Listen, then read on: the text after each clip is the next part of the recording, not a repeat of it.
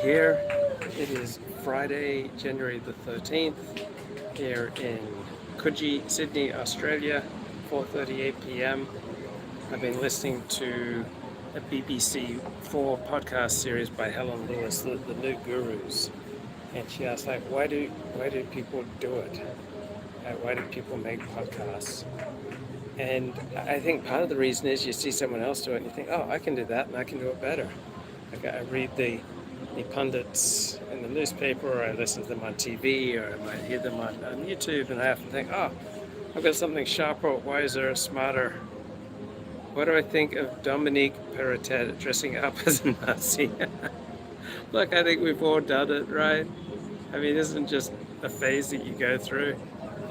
It doesn't bother me. I mean, I wouldn't advise it, but hey, we all have nasty sides of ourselves that we just need to find the right situation to express it. All right, so generally speaking, most situations, dressing up as a Nazi, not appropriate, not a good look. But there are probably some situations, where it absolutely rocks, and it adds a whole new layer of intensity and joy and excitement to whatever it is that you've got going on. So, listening to Helen Lewis, she's talking about the birth of the new guru. Not only are gurus now available to anyone, now anyone can be a guru. And that's what gets us to Russell Brand.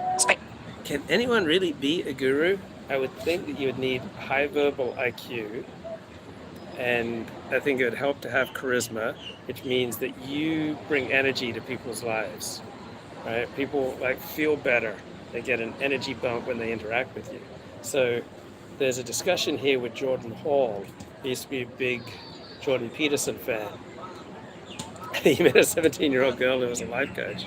Oh, yeah, I'm sure that there are very savvy 17-year-olds who can, impart something valuable to some people. Sure.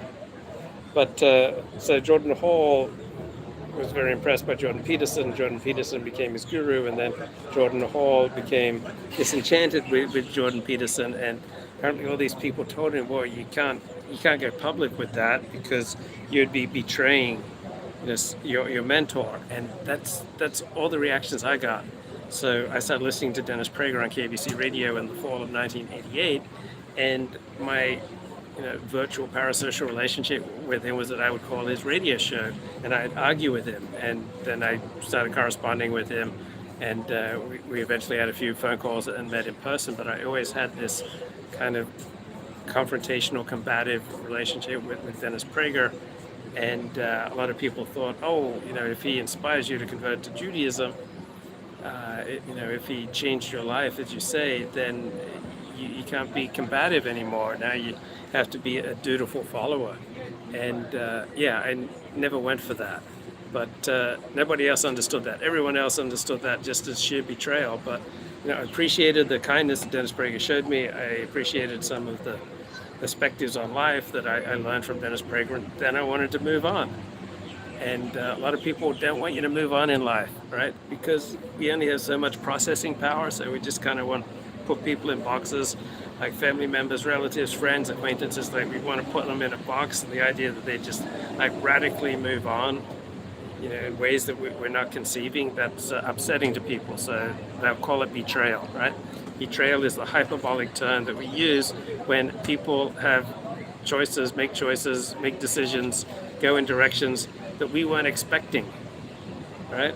So, my friend would rather, go kickboxing on Friday night than hang out with me.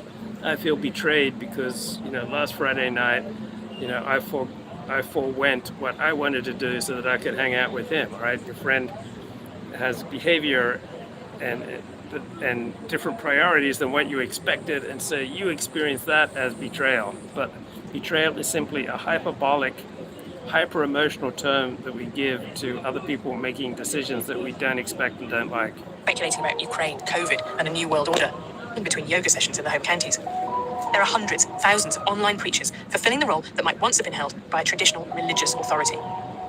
Are we then an increasingly secular society? really are online gurus fulfilling, the role that used to be held by religious preachers. I think it's people sharing experiences and opinions and, say, demystifying parts of life. Like, I know some things that you don't know. You know some things that I don't know. Now we have a forum where we can talk to each other, and I assume we all share a kind of a similar, bent. We're all right wing, I believe. I heard a great take on Andrew Tate today. Okay, so I've never been able to summon much interest in Andrew Tate. I just find him gross. But I'm down with hearing your take on Andrew Tate. So I'm currently exiled from my unit, from my apartment here. So I'm hanging out at the beach in Coogee. I've just been on walkabout for the past 5 hours in my thongs. I think it's the first time I've ever walked like 12 miles in thongs, and it wasn't so bad. I went down on the ocean. I was clambering over rocks, and thongs were actually better than my ski shoes, which are just falling off very easily. Yeah, Andrew Tate's a degenerate. I don't think we are. I think it's become popular to imagine that because more people, particularly younger people. Yeah, and I think that's a stupid perspective. The word religion has a meaning. It has various meanings, but some bloke, skeeters, some bloke just opining on YouTube is not fulfilling your religious needs. This is not a religion, what we've got going on here. It's a community of blokes. All right, so yeah, we are objectively, definitively, an increasingly less religious society, no matter what this academic has to say.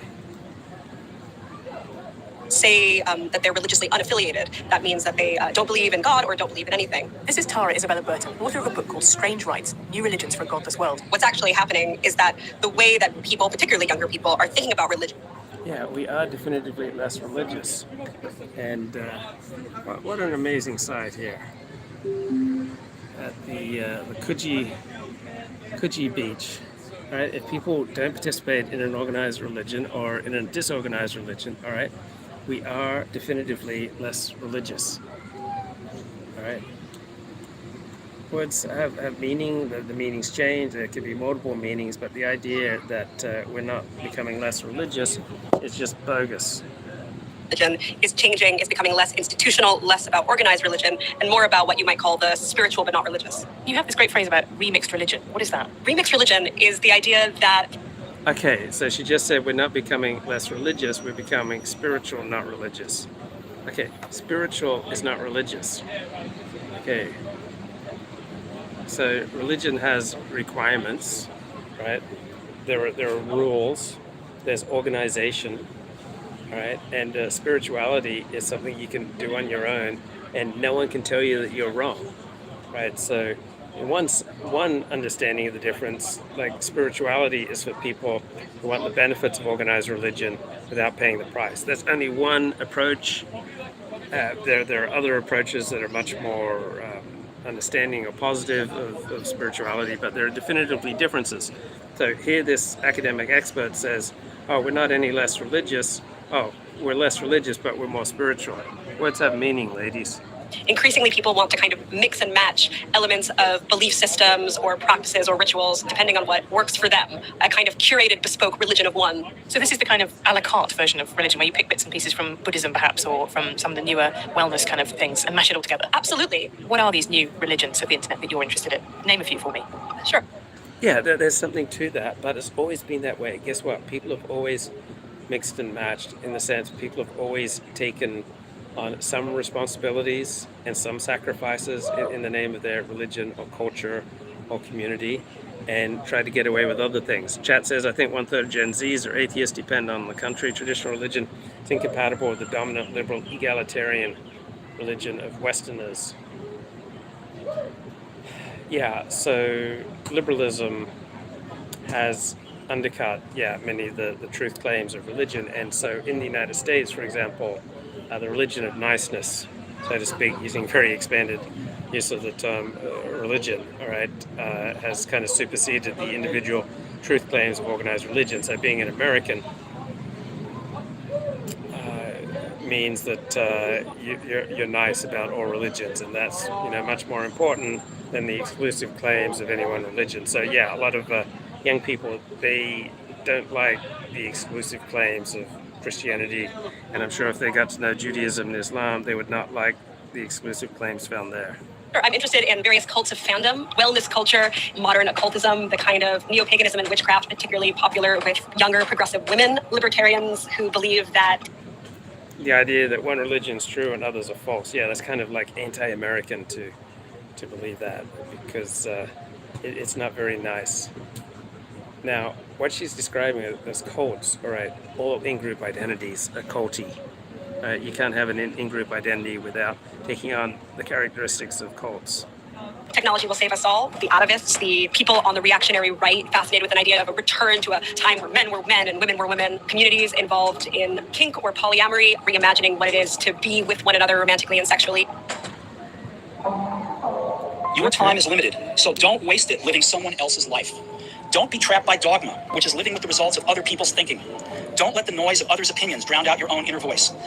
So that's Steve Jobs, all right? He's being cast here as the ultimate guru. And most important, have the courage to follow your heart and intuition. They somehow already know what you truly want to become. So I'm interested in your take on how important a figure like Steve Jobs and the kind of tech utopianism he represents was in bringing around these new ideologies. Hugely, hugely important. So I think that just as people will say that the Protestant Reformation of the printing press went hand in hand, so too did this birth of the new internet culture really give rise to this new religious landscape, because we're so used to now engaging in these kind of disembodied digital landscapes that correspond to our desires. And Steve Jobs in particular is, I think, one of the major ideological forerunners of the shift, which really arise out of this sort of 1960s American.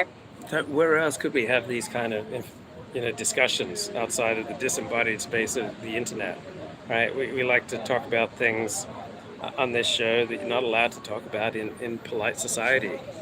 So as long as society is oppressing us, censoring us, right, denying us our free speech, wanting to persecute us for entertaining various heretical ideas, we'll have to find niche places on the internet where we can gather, have a good chinwag.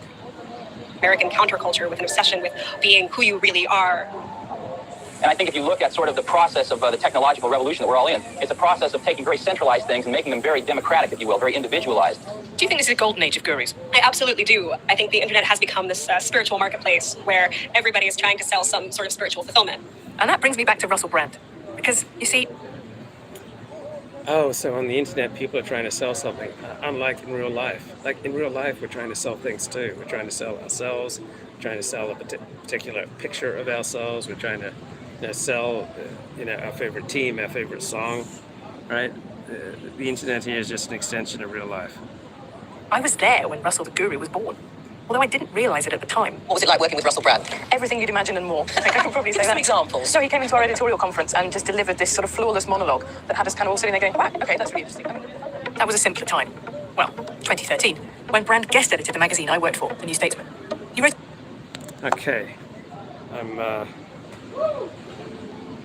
operating this a little fast. Right, let me slow this down. saying there was no point in voting. And he went on television to tell Jeremy Paxman the same thing. I'm merely pointing out that the You're current... calling for revolution? Yeah, absolutely. Absolutely. I'm calling for change. I'm calling for genuine alternatives. I say when there is a genuine alternative...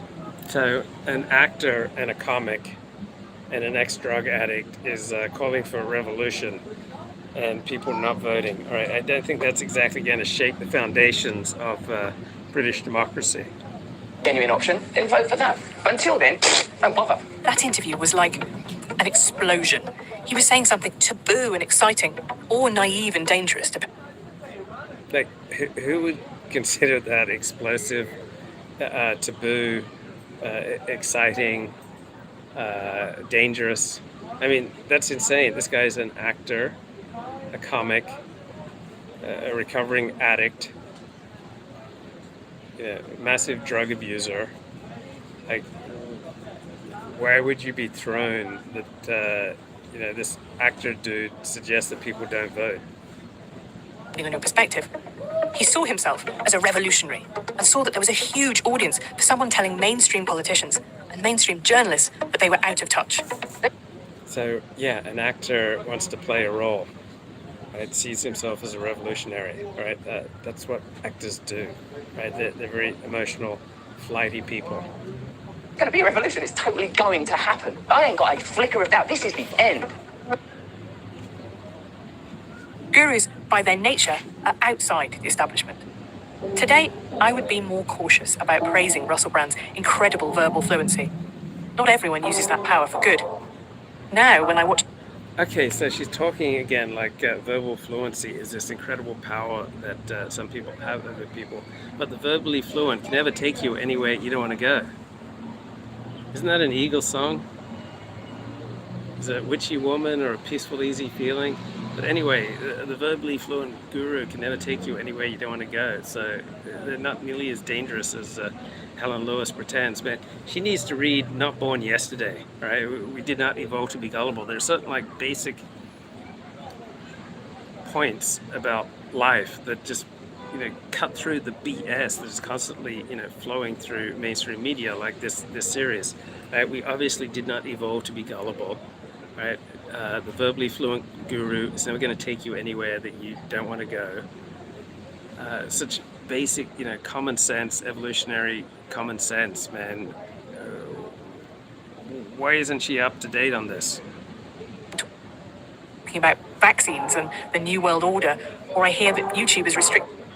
Okay, so if Russell Brand talks about vaccines and the New World Order, right, he's not going to shift anywhere that they don't want to go. He's not going to convince people who believe in the efficacy of vaccines to not take the vaccine. Right? He's not going to convince people that who aren't, already conspiratorially minded that there's, this very dangerous New World Order coming down the pike. Access to his videos. We have been officially censored by YouTube. They took down one of our videos for misinformation. But Okay, so one thing you can learn from Russell Brand if you want to be a podcaster, want to be a successful live streamer, you got to have that enormous amount of energy. Dennis Prager talked about this when he started going on radio. The station manager, the program director would just keep on him, more energy, more energy, more energy. So if you're going to be good at doing this, right, you have to bring 5 to 10 times the amount of energy that you would bring to an ordinary everyday conversation. And you got to have that rising pitch, right? He's keeping that pitch very high to compel your attention. So he's a very good presenter. I think, hang on, did I fall under the spell of a guru? If so, I'm not the only one. In this series, we will meet all kinds of gurus. Some you will have heard of. Others will be incredibly famous to their followers, just not to you. Did you fall under the spell of a guru? You're only going to fall under the spell of a guru who's taking you where you want to go. Right? Have you ever fallen under the spell of a charismatic bus driver? Right? Do you allow a bus driver who you like, to take you in a direction you don't want to go? No, you get off the bus. Like, I'm in Sydney, I'm not, exactly familiar with, which routes should I take, and I'm looking at my phone, and if I ever see that I'm going in the wrong direction, I get off the bus at the next available stop, no matter how charismatic the busman. And live streamers, pundits, gurus, exactly the same way. Anytime they start taking you in a direction you don't want to go, right, you're going to get off that bus. There's a guru for every area, every demographic, every modern worry. We'll hear from gurus predicting the future. We've had a good run, but unfortunately, this good run has ended.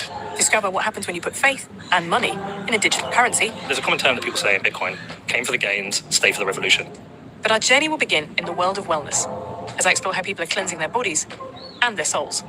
How can I find a way that makes me feel the most juicy and excited to be alive? And for me, it's like drinking my piss once a day. It makes me feel good.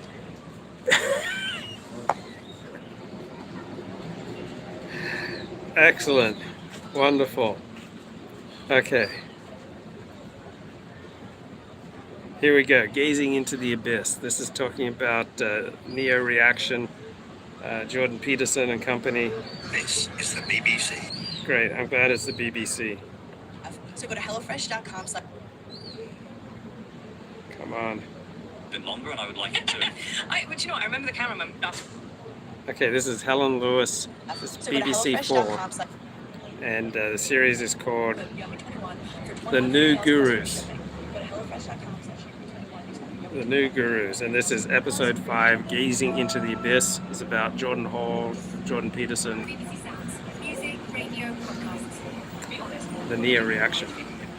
I thought it was a very high caliber interview. I would like it to have been longer, and I would like it to. But you know what? I remember the cameraman after we'd finished filming this 90 minutes going, well, I don't see who's going to watch all of that. And you're like, actually, as it turns out, 55 million people.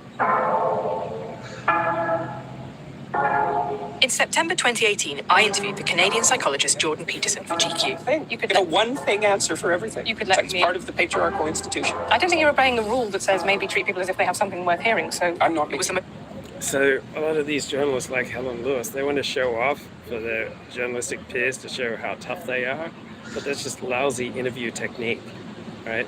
A good interview follows a protocol, just like a plane takeoff and a plane landing, and sticking your opinions and reciting moral judgments while you're conducting an interview just shuts the other party down and puts them into a defensive mode so you don't get good quality content. But a lot of journalists like Helen Lewis, they just want to preen and show off at the expense of getting a good quality interview.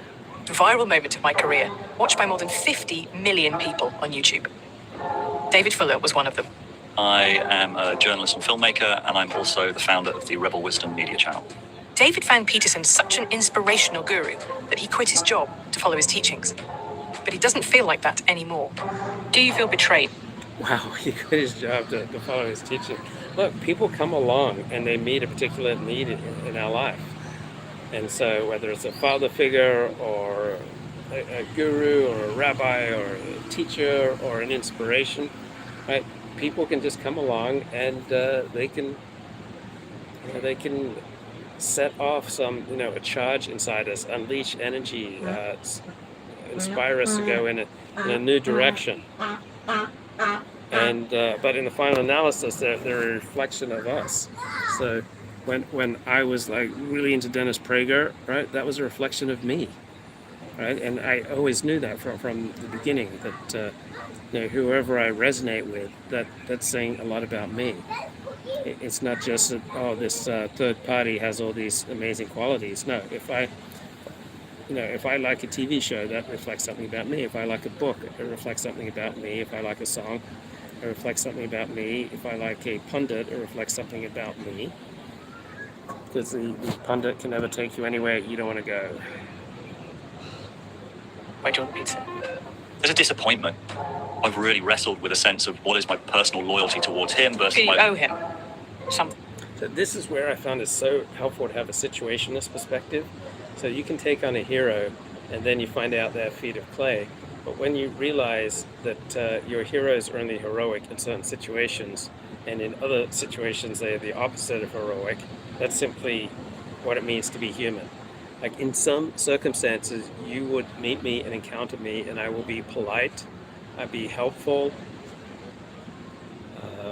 I might be fun or amusing, honest, forthright, and other situations you'll encounter me, I'll be unpleasant, angry, suspicious, shut down, right? It depends on the situation, right? No one's brave in all circumstances, no one's honest in all circumstances, no one's forthright in all circumstances. Like we're all profoundly affected by the situation that we're in.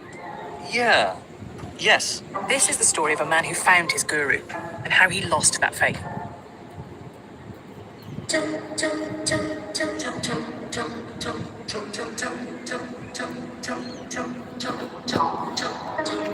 Helen Lewis. I'm Helen Lewis, a staff writer for The Atlantic, and I think we're living through a golden age of gurus. Everywhere you look online, people are giving and taking advice. Take ownership of your job, of your team. Oh, that's shocking. That's revolutionary. Oh, amazing. I mean, there's no sense of wider perspective. Anywhere you look offline, people are taking and giving advice.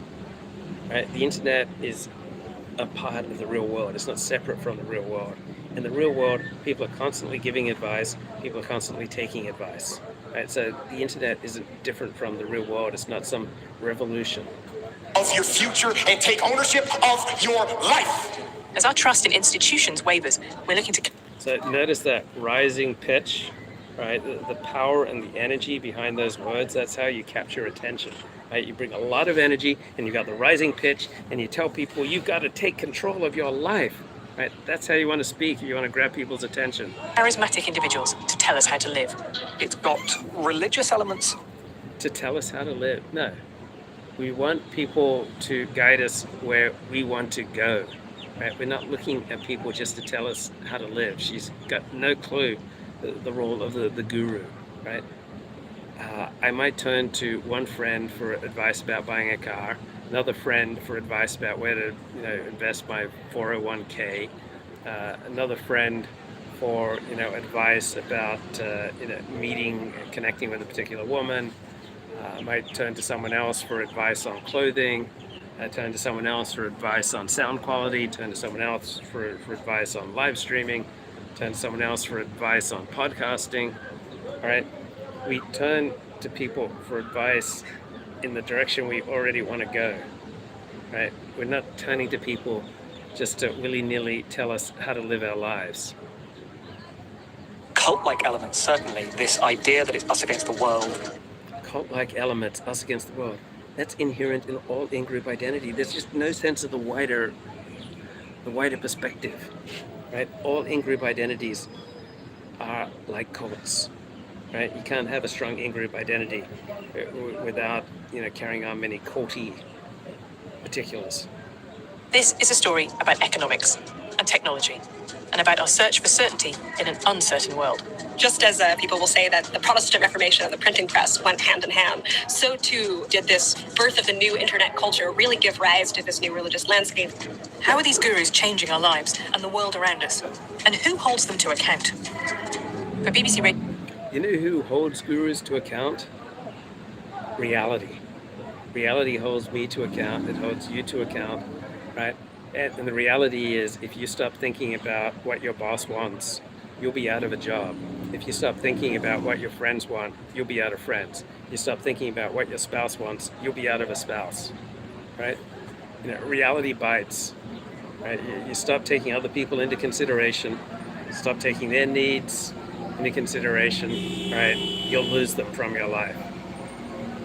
And so it's not like gurus just running loose until BBC and Helen Lewis came along to hold them to account. You know who also holds gurus to account? Other gurus, right? We enjoy critiquing and challenging each other to the extent that, I'm a guru. Like, we enjoy talking with friends. They're trying to restrict my mobile data limit. It's oppression. The globalist elites are trying to shut me down. They think, oh, I reached my global data limit, so they cut it off and ask me if I want more. Bloody hell. Like when I use my Aussie Oppo phone and I need to turn it up a bit because there's a lot of noise around me, they go, oh, do you consent to have your phone raise the volume to unsafe levels? Yes, I consent. Bloody hell, the nanny state, mates. Radio 4 and BBC Sounds, this is The New Gurus, a series about looking for enlightenment in the digital world. Episode 5, Gazing into the Abyss. Okay, people aren't usually looking for enlightenment in the digital world. They're looking to solve problems. And that's the easiest way to get an audience. You solve people's problems. If they've got yellow teeth, if they're not wearing clothes that are well-fitting or flattering, if people have problems with their hearing or their sight, or creating a delicious dinner or losing weight. All right, if you solve people's problems, you'll get an audience. All right, when I release a video that gets very few views, that's because that video is not solving anyone's problems. All right, make a video that solves people's problems, show them how to get cheap airfares, you'll get a lot of views. The man David Fuller chose as his guru, Jordan Peterson, is the author of the best-selling self-help book, 12 Rules for Life. Okay, so Jordan Hall chose Jordan Peterson to be his guru because Jordan Peterson unleashed things in Jordan Hall that he wanted unleashed. Jordan Peterson took Jordan Hall on a journey where Jordan Hall wanted to go. It's not like Jordan Peterson kidnapped Jordan Hall and sent him in a direction completely antithetical to everything that Jordan Hall wanted. Rule 1 is stand up straight with your shoulders back. And rule 2 is... That's bad advice, all right? Make the problem, solve the problem, be a government guru, right? Stand up straight with the shoulders back. That's bad advice. you have all sorts of interfering muscular tension patterns, right? You may have one shoulder higher than the other, your head may jut forward in forward head posture. You have learned to get through life by tensing up, right? That's how you have navigated a lot of difficult, painful situations, and by tensing up to force your way through very difficult circumstances, you're then inculcated into yourself, unnecessary muscular tension and compression and kind of pulling down on your musculature patterns, and just like trying to override that by standing up straight with the shoulders back, that's not going to do it. Right? What you need to do is start subtracting all these layers of unnecessary tension and compression that you have accumulated as you found your way through life. And this will be incredibly disconcerting because we tend to know ourselves by our tension patterns, and we tend to take on the tension patterns of people we like and admire, such as our parents. So get thee to a good Alexander Technique teacher and begin the process of subtraction of unnecessary compression and tension patterns. Treat yourself like you're someone responsible for helping. And number 3, which is very tightly associated with number 2, make friends with those people who want the best for you. The same year I interviewed Peterson, he was anointed a member of a band of anti-woke warriors known as the Intellectual Dark Web. Here is one of its members, the conservative commentator Dave Rubin, describing the group on his podcast. A few months ago, one of my favorite people to sit across this table from, Eric Weinstein, came up with the phrase intellectual dark web to describe this eclectic mix of people, from Sam Harris to Ben Shapiro to his brother Brett Weinstein to Jordan Peterson. What an incredibly pretentious title for just an incredibly pretentious group of people. And they're later described in this podcast as producing scholarship. I'm not aware of much scholarship being produced by the intellectual dark web. All of whom are figuring out ways to have the important and often dangerous conversations that are completely ignored by the mainstream. If you have read a story about wokeness or cancel culture lately, thank the intellectual dark web. So, critical race theory, it's everywhere. If you say this to a feminist, you're a sexist. They have redefined the term racism. It's all woke. It's all woke culture. They have millions of followers who are incredibly loyal, online armies rallying to their banners. Okay, they don't have millions of followers who are going in a direction they otherwise would not have gone through if they didn't discover the intellectual dark web. Right? They have millions of people who basically agree with them, and they fulfill these people's needs for assurance. Right? They are very adept at giving their audience what they want to hear. They confirm their audience's prejudices, and whenever they deviate from what their audience wants, guess what? The audience goes away. It's not like the audience has to hear every single Jordan Peterson video, every single Eric Weinstein video. Right? As soon as Eric or Jordan say something that their audience doesn't want to hear, that part of the audience just goes away. So she portrays these gurus who just have millions of people on their beck and call, that these gurus are like marionettes and they can just pull the string and millions of people jump. But look, you're all individuals, right? You come in here with your own personality, with your own views, and to the extent that I have any effect on you, it's only because you want to go in a particular direction that I might be offering. Their fans cannot get enough of their content. This conversation is over 7 hours. Their fans cannot get enough. That's bonkers, right? Their fans don't consume all their content. Their fans only consume the content that is amenable to them, to their predisposition, to taking them where they want to go, right? So she's just saying things that are just patently untrue, bogus. You'd think she'd be a little more thoughtful and careful. For some folks, that's too long. For some, too short. For some, just right. The intellectual... Yeah, that's Lex Friedman and his, he had a 7-hour conversation with who was that with? But, talk about incredibly shallow, vapid, banal. Like Lex Friedman, Joe Rogan, Jocko Willink. These are all Goop for Men. These are all really low IQ productions. Just banal, silly, vapid perspectives. Dark web promised to break polite taboos around race and gender, declining birth rates, Islamism, and the decline of Western civilization. Their freewheeling, provocative, controversial discussions resonated with people who had grown up in stuffier, more formulaic media environments. People like David Fuller. I've been a journalist for about 20 years. So yeah, if you want to hear dissident perspectives, listen to genuinely thoughtful people like Paul Gottfried, or Jared Taylor, or Peter Brimlow, or Amy Wax, Nathan Kofnas, Nevin Sesadek, J. Michael Bailey. I mean, there are a lot of genuine dissident intellectuals out there. You don't have to go for the junk food of the intellectual dark web. I made documentaries for Channel 4, BBC, but at the same time I was also doing a lot of personal growth work, a lot of spiritual work. I studied philosophy, so I was always deeply interested in kind of ideas, and always a little bit frustrated by what I considered to be sort of the narrowness of the conversation in the newsroom. And we never really asked the sort of deeper questions.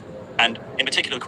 And you know why that is? Because the news essentially repackages what bureaucracies release. Right? The news, right? The professional news business is a business, right? They sell advertising, and the news section of the news business is that they secure information and decisions and reports released by various bureaucracies, whether it's a jury, whether it's the Department of Labor, which is releasing unemployment statistics, whether it's the presidential administration laying out their legislative agenda, whether it's a Fortune 500 company or a neighborhood store. Right, these are all bureaucracies that release information to the public, and so the news is simply telling you what various bureaucracies say, and maybe different bureaucracies have different opinions, like the Republican and Democratic Party often have very different opinions, and so they'll report what these bureaucracies tell them. Right, it's not necessarily reality. Right? It's frequently completely divorced from reality. You'll often get more wisdom and truth about what's happening in the world from your friend, from a stranger in a park, from a live streamer, from a clerk at the county courthouse.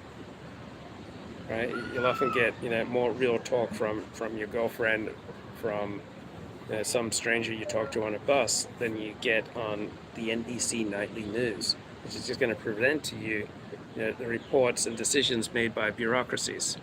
Question of what goes in the hole left by religion.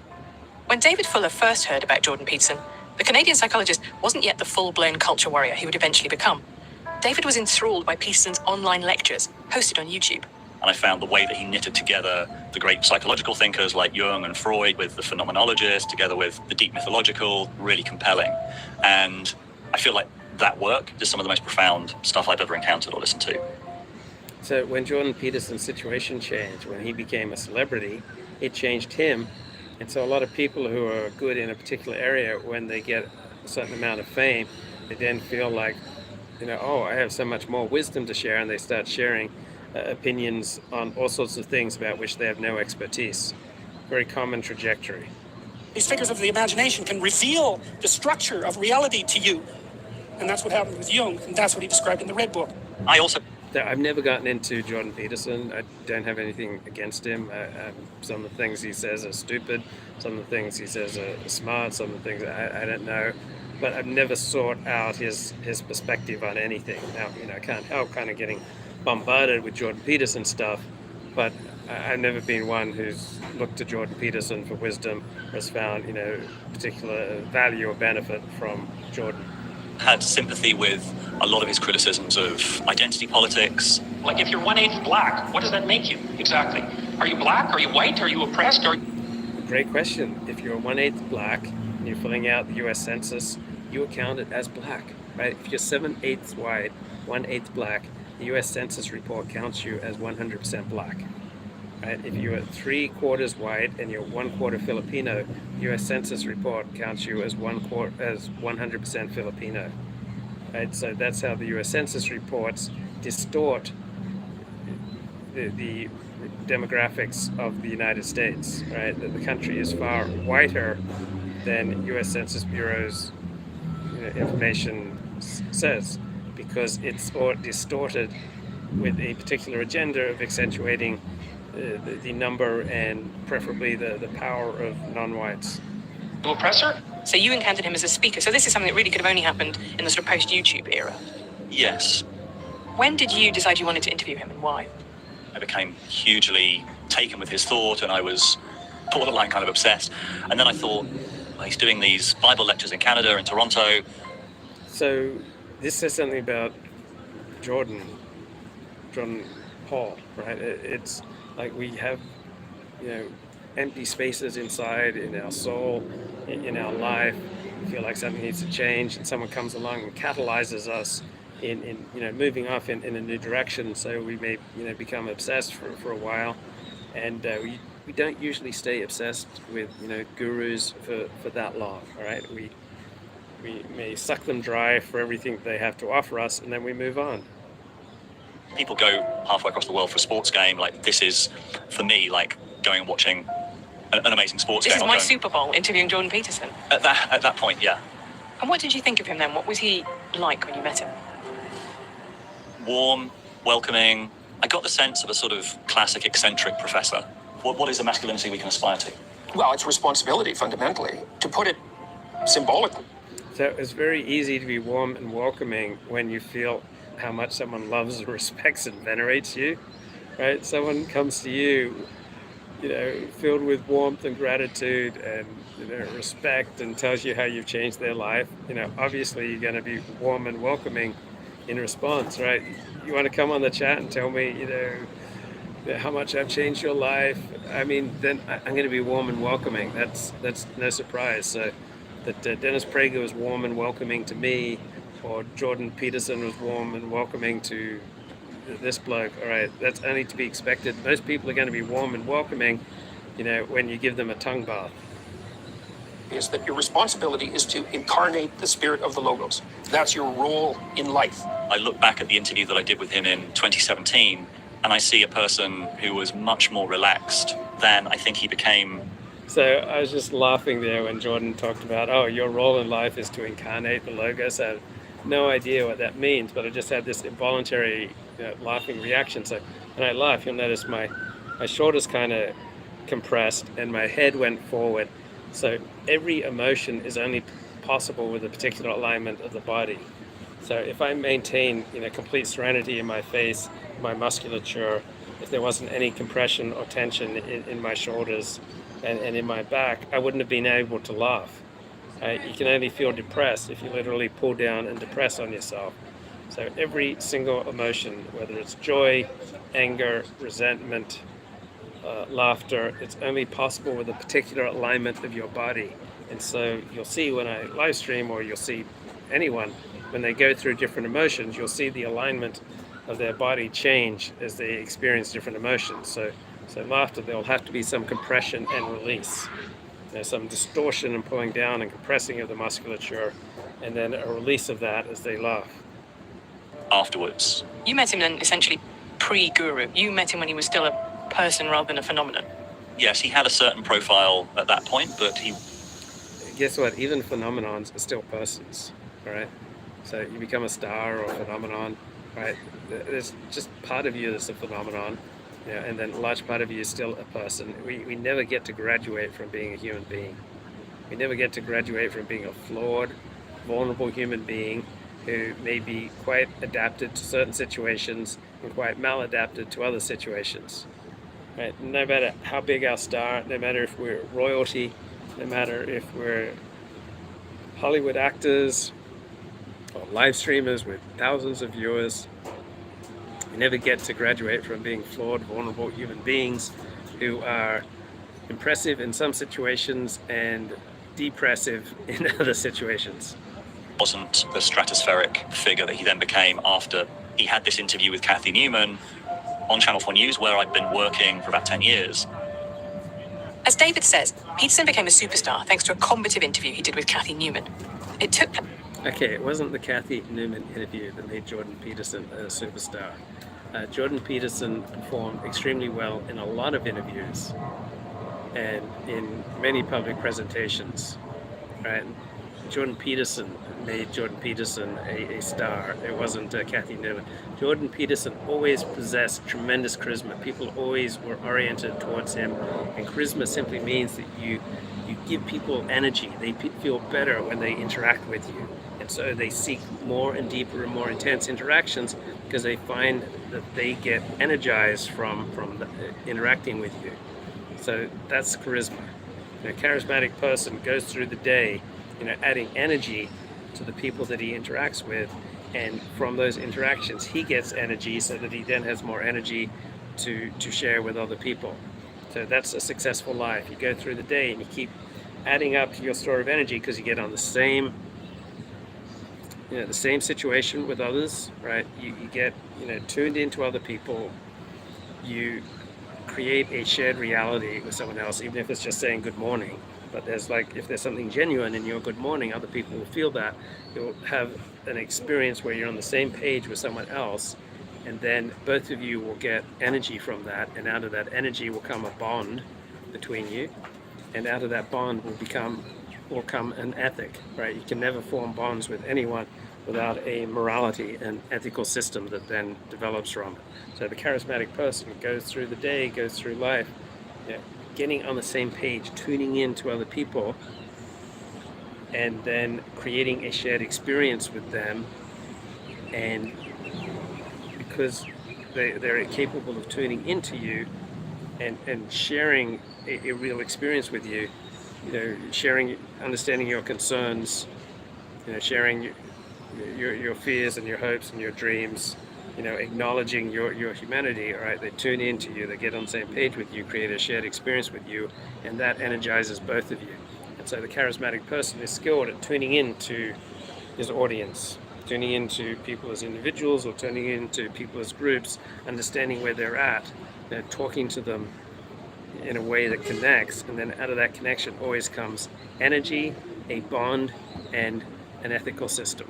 Place on an old school broadcaster, but it went viral on YouTube. Question is, do you believe in equal pay? Well, I made the argument there. It's like it depends. So you don't believe in equal pay?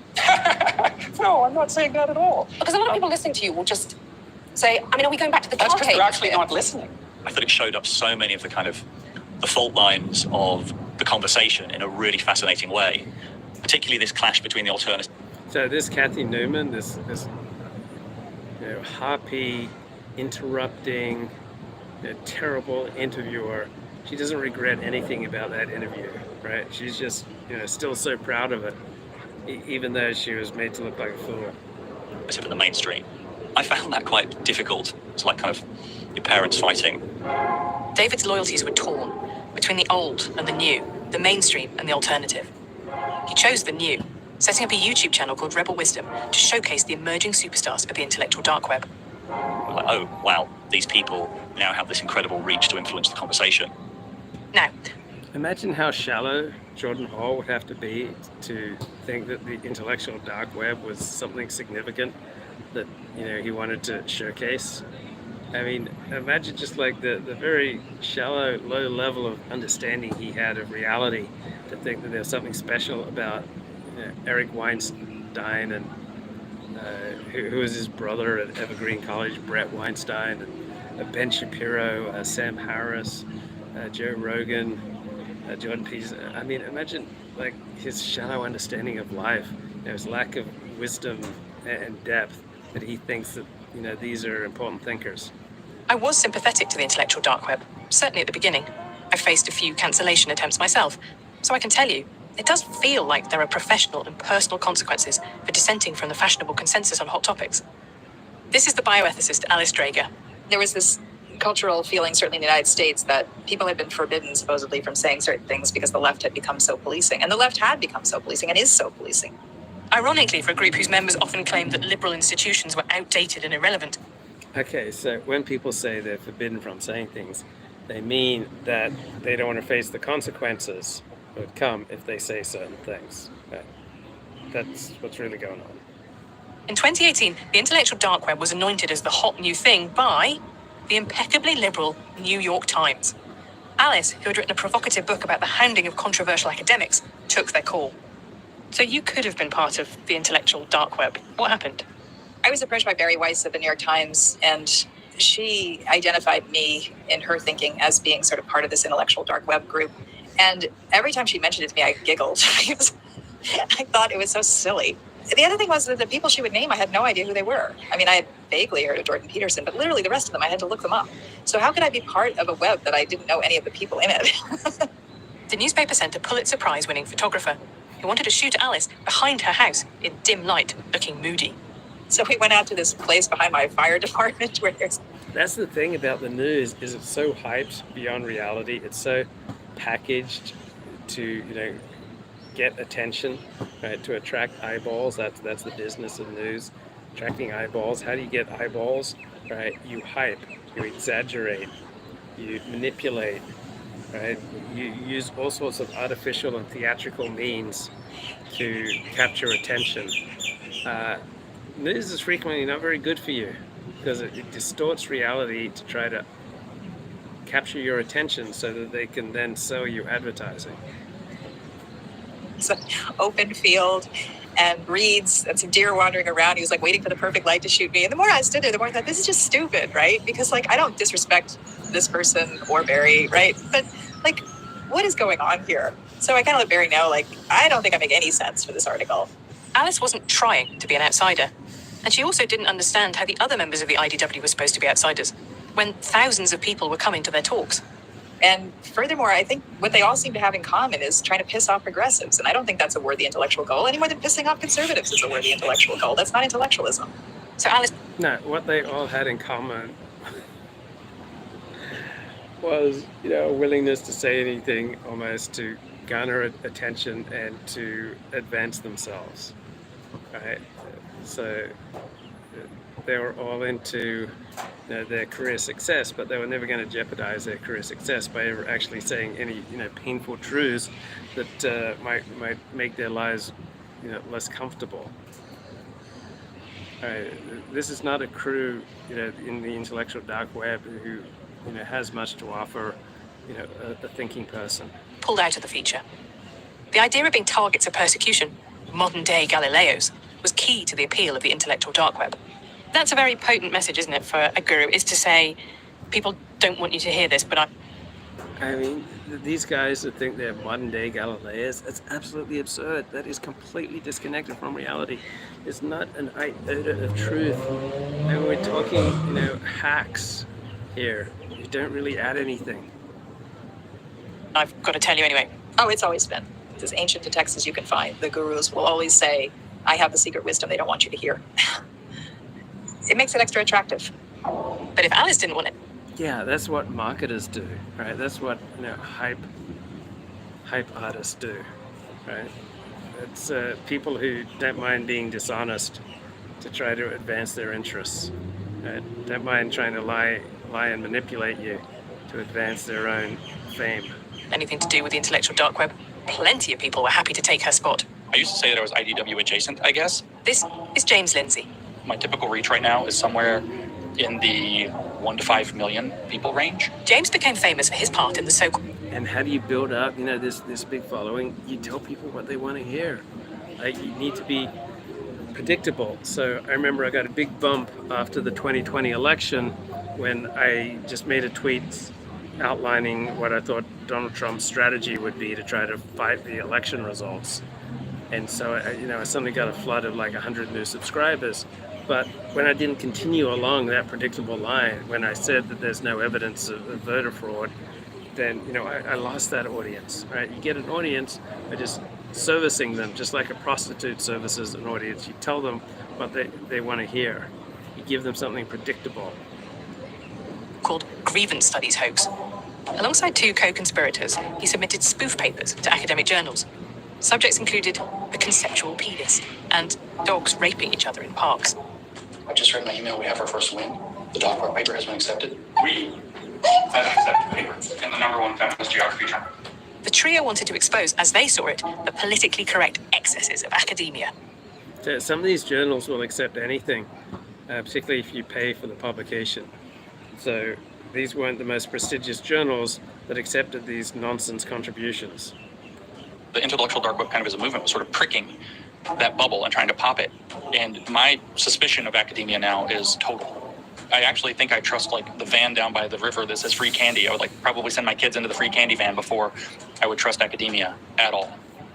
I first interviewed James in Okay, so if you send, a publication to, an academic journal that, publishes everything, if you pay them, it's not exactly an indictment against academia. Right? Academia is incredibly diverse. Right? There's some academics who are doing good work. There are some plumbers who are doing good work. There are some psychiatrists and psychotherapists, landscapers who are doing good work. Now, most are just mediocre, and then a significant number are bad at their jobs. 2018, when he'd recently finished the grievance studies hoax. And he struck me as interesting and eloquent, as well as combative, confident, maybe a little self-aggrandizing. I didn't think about it much for a couple of years, until I heard that he'd been in a high... Okay, so anyone who's going to broadcast their opinions like I do, or James Lindsay does, or Helen Lewis does, it's going to be self-aggrandizing. Right? So narcissism is usually not a condition, it's a situational thing. All right? And so if I'm going to sit here in a park on a Friday afternoon, it's about 5:30 p.m. here, Friday afternoon, January 13th in Sydney, Australia, there's going to be an overly inflated sense of self who's just, so sure that I have something important to say. So, I'm going to sit here at a park bench, and talk to a little phone. Like my friends say, how do you talk to a little phone for as long as you do? Well, it's because I think I have important things to say. I'm fired up about saying them.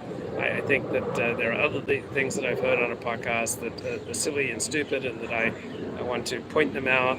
All right, I'm so charged up, and when you're that charged up to share your opinions, you're obviously going to have some self-aggrandizement tendencies.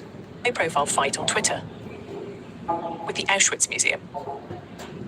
I actually joined Twitter in like 2012. I was abnormally patient.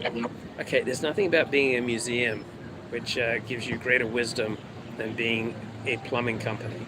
Right? There's nothing about being in the Holocaust business that automatically gives you greater wisdom or greater righteousness, greater clarity, greater prestige than if you're a plumber, right? Surviving a Holocaust does not make you a wiser or kinder or a finer human being. Making your living from selling things with regard to a genocide does not make you automatically a wiser, kinder, greater, finer institution or human being. So there's no reason that fighting with, the Auschwitz shop, is any more or less troublesome than, fighting with a plumber or a landscape architect, right?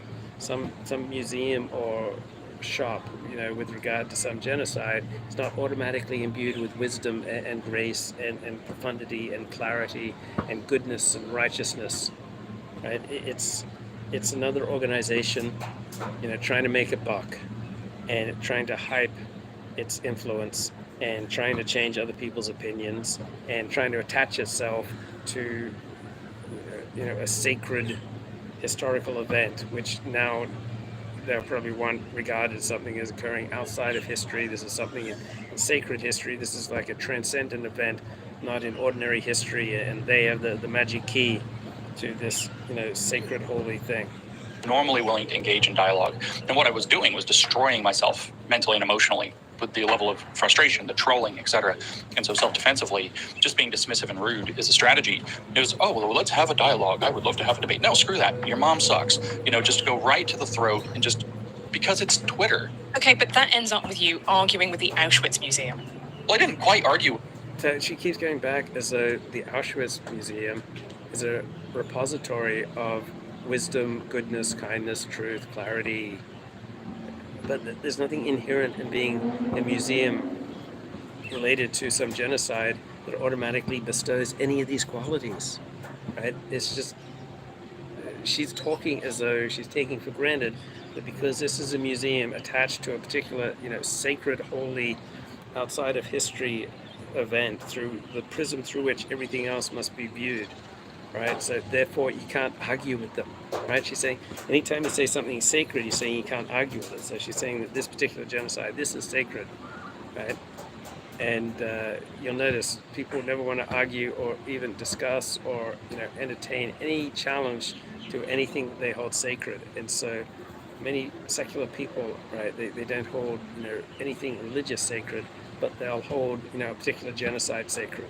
You know, they'll hold a particular, you know, egalitarian perspective. Oh, you know, all people must have identically similar gifts. Any differences in life outcomes between groups, that must be related, you know, entirely to social structural forces, right? And that is a belief that takes on all the qualities of a sacred belief for them. Talk to you later. Bye bye.